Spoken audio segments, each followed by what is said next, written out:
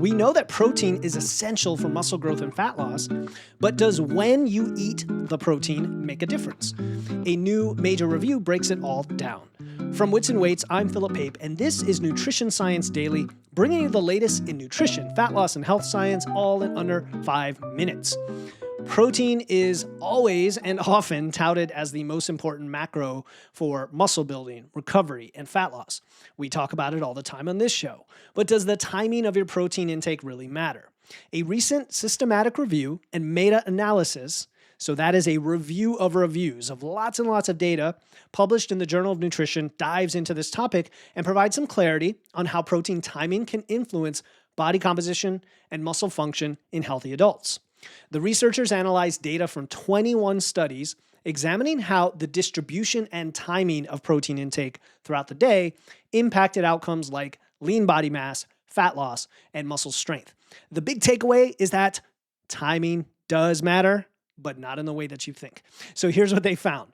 Number one, spreading your protein intake evenly throughout the day instead of consuming it all in 1 or 2 large meals was associated with better muscle protein synthesis, MPS. And MPS is the process of repairing and building muscle tissue, and that's essential for growth and recovery.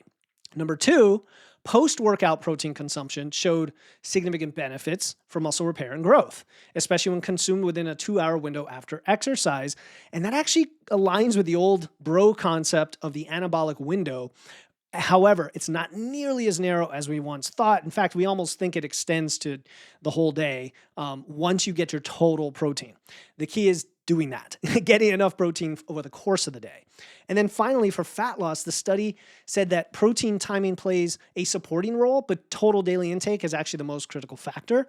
So eating protein-rich meals, we know helps control hunger, improves satiety, supports a calorie deficit, and that's really the more overriding reason to probably spread it throughout your day.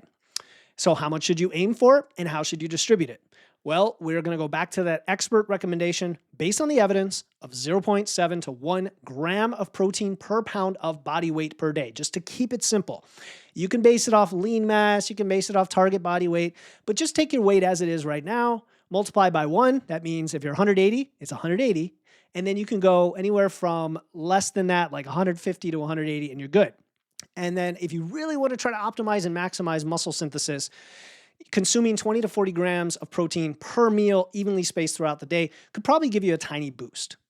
And the way to do all of this is start your day with protein and make sure you keep up with it throughout the day, right? Eggs, Greek yogurt, protein shake, lean meats, plant-based protein, doesn't matter, get your protein. Prioritize pre- and post-workout nutrition.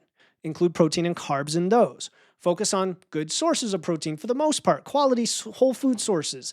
Lean meats, fish, eggs, dairy, legumes, all the things I've already mentioned a couple times.